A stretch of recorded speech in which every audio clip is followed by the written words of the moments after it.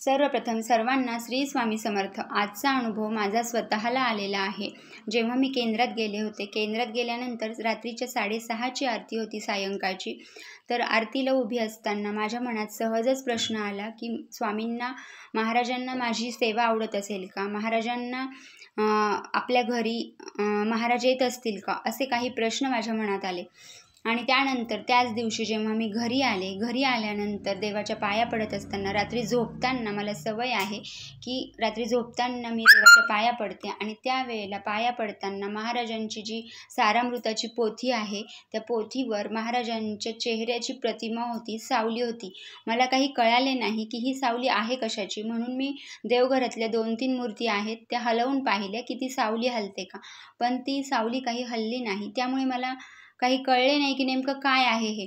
तरीही मी पाया पडले आणि पुन्हा माझ्या मनात स्वतःशीच बोलले की नेमकं आहे तरी काय, असं माझ्या मनात आलं। आणि पाया पडल्यानंतर लगेचच ती सावली नाहीशी झाली आणि तेव्हाच मला रिअलाईज झालं की प्रत्यक्ष महाराज आपल्या घरी आले होते।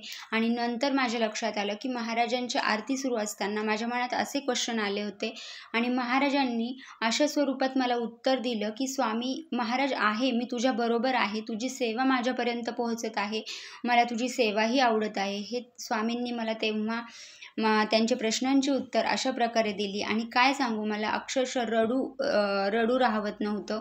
इतकं रडू येत होतं की महाराज प्रत्यक्ष आपल्या घरी आले, माझ्या मनातल्या प्रश्नांची उत्तरं देण्यासाठी महाराज आपल्या घरी आले होते। त्यामुळे तुम्ही निस्वार्थ सेवा करा भक्तांनो। तुमची कितीही कठीणात कठीण समस्या असू द्या, महाराज नक्की सोडवतील। थोडा वेळ लागेल, प्रारब्ध भोग असतो, तो संपला की तुमचं नक्कीच चांगलं होणार आहे। तुम्ही स्वामी सेवा सोडू नका। तुम्हाला दुसरी काहीही सेवा जरी जमत नसतील तरीही फक्त नामस्मरण करायला सुरुवात करा आणि मग बघा की तुमच्या आयुष्यात काय फरक होतो, काय चेंज होतं ते। चला तर मग आजचा व्हिडिओ इथंच संपवते। श्री स्वामी समर्थ। धन्यवाद।